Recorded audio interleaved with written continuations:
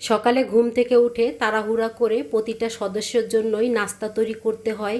কি তৈরি করব সেটা কিন্তু অনেক সময় ভাবনার বিষয় হয়ে যায়। তা এভাবে যদি সকালে ঝটপট করে নাস্তা তৈরি করা যায়, রুটি বানানো বেলাবেলি ঝামেলা ছাড়াই এই টিফিনটি তৈরি করাও যেমন সহজ, খেতেও কিন্তু অনেক বেশি মজা। টিফিন রেসিপিটি তৈরি করার জন্য এখানে আমি 1 কাপ পরিমাণ আটা নিয়েছি, 1 কাপ দিয়েছি সুজি, স্বাদ মতন লবণ দিয়েছি, সামান্য পরিমাণ চিনি দিয়েছি, আর দিয়েছি এখানে সামান্য পরিমাণ হলুদের গুঁড়ো।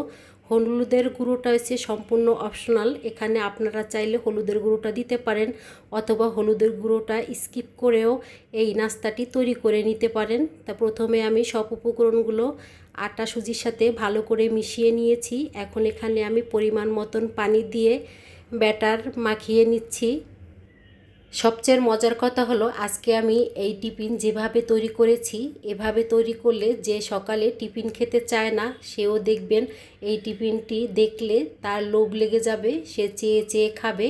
আর বাচ্চাদের স্কুলের টিফিনে দিলে বাচ্চারাও কিন্তু অনেক বেশি পছন্দ করবে, দেখবেন টিফিন বক্স খালি করে নিয়ে আসবে। যে সকল ভাই বোনেরা ভিডিওটা দেখতে দেখতে এই পর্যায়ে চলে আসছেন, আশা করি সবাই ফুল ভিডিওর সাথে থাকবেন।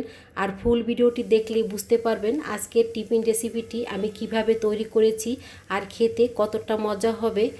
সুজি আটা দিয়ে তৈরি ব্যাটার রেস্টে রেখে দিয়েছি।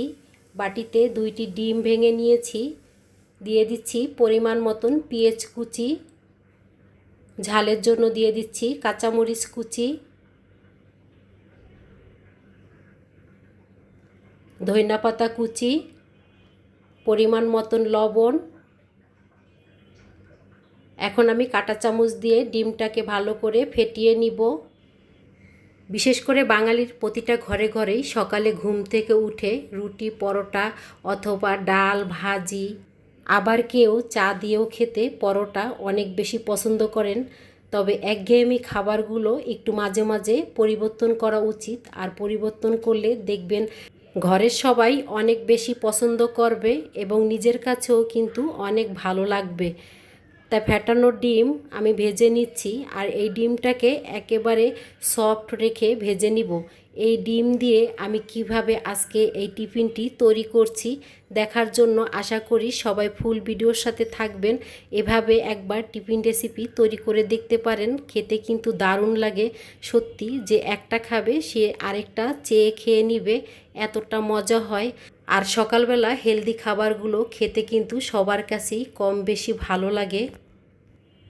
আমি মাঝে মাঝে তৈরি করি আর ঘরের সবাই অনেক বেশি পছন্দ করে। বিশেষ করে ঘরে যদি কোনো মুরব্বি থাকে দেখবেন তারা কিন্তু এই ধরনের খাবারগুলো খেতে অনেক বেশি ভালোবাসে। ডিম ভাজা হয়ে গেছে, আমি একটা বাটিতে তুলে এক সাইড করে রেখে দিচ্ছি। আজকের এই ডিম দিয়ে আমি এই টিফিনটি কিভাবে তৈরি করছি আশা করি দেখার জন্য সবাই ফুল ভিডিওর সাথে থাকবেন। রেস্টে রাখার ব্যাটার হালকা করে একটু নেড়েচেড়ে নিয়েছি। এখন এখানে আমি এক এক করে কিছু সবজি দিব। তা প্রথমে আমি দিচ্ছি কাঁচামরিচ কুচি, গাজর কুচি, পরিমাণ মতন পেঁয়াজ কুচি। আর এই নাস্তা একটু কালারফুল করার জন্য এখানে আমি কুচানো বরবটি দিয়েছি, এতে করে নাস্তাটা দেখতে একটু কালারফুল হবে। তবে আপনাদের হাতের কাছে যেই সবজি থাকে সেই সবজিগুলো এভাবে ছোট ছোট করে কেটে দিতে পারেন। তা সব উপকরণগুলো এখন আমি ভালো করে মিশিয়ে নিচ্ছি। আর ব্যাটারের ঘনত্বটা এরকম রেখেছি, বেশি পাতলা করলে এই নাস্তাটা কিন্তু ভালোভাবে তৈরি হবে না, আর একেবারে ঘনও করা যাবে না। এইভাবে ঘনত্বটা রেখে এই নাস্তাটা তৈরি করে নিতে হবে। ভাজার জন্য ফ্রাই প্যানে হালকা তেল লাগিয়ে নিয়েছি ব্রাশ দিয়ে, আর এই তেলেই প্রতিটা রুটি খুব সুন্দরভাবে ভাজা হবে। এখানে আর অতিরিক্ত তেল লাগবে না, প্রথমে যে তেলটা দিয়েছি এই তেলেই কিন্তু প্রতিটা রুটি খুব সুন্দরভাবে ভাজা হবে। 2 হাতা পরিমাণ ব্যাটার দিয়েছি, চামচ দিয়ে আমি সব সাইডে একটু ঘুরিয়ে ঘুরিয়ে রুটিটাকে বড় করে নিচ্ছি। 40 থেকে 50 সেকেন্ডের মতন রেখে দিলেই দেখা যাবে রুটিটা কিন্তু খুব সুন্দরভাবে হয়ে আসবে। রুটির এক সাইড যখন খুব সুন্দর করে ভাজা হয়েছে তখন আমি অপর সাইড ভাজার জন্য রুটিটাকে আমি উল্টিয়ে দিয়েছি। তা দোনো সাইড এভাবে আমি উল্টিয়ে পাল্টিয়ে খুব সুন্দর করে ভেজে নিয়েছি। তা ভাজা হয়ে গেছে, এখন আমি ফ্রাই প্যান থেকে তুলে নিচ্ছি। তো এভাবেই আমি প্রতিটা রুটি ভেজে নিয়েছি। সকালে তাড়াহুড়া করে এই নাস্তা বানানো যেমন সহজ, খেতেও তেমনি অনেক বেশি মজা। এই রুটি খাওয়ার জন্য এখন আমি সালাদ তৈরি করে নিব, আর এই সালাদ দিয়ে এই রুটি খেতে আরও বেশি মজা হয়। তা সালাদ তৈরি করার জন্য এখানে প্রথমে আমি দিয়েছি শসা, আর দিয়ে দিব পরিমাণ মতন গাজর। আজকের এই সালাদের জন্য শসা আর গাজর আমি কুচিয়ে দিয়েছি। এখানে আপনাদের পছন্দ মতন করে আপনারা চাইলে এই শসা গাজর গ্রেটার দিয়ে গ্রেট করেও দিতে পারেন, সম্পূর্ণ আপনাদের নিজেদের পছন্দ মতন। দিয়ে দিচ্ছি এখানে পরিমাণ মতন পেঁয়াজ কুচি, কাঁচামরিচ কুচি, অল্প করে ধনে পাতা, আর ডিম ভেজে রেখে দিয়েছিলাম সেই ডিমগুলো এখানে সম্পূর্ণটা দিয়েছি। আর লবণ দিয়েছি এখানে বিট লবণ।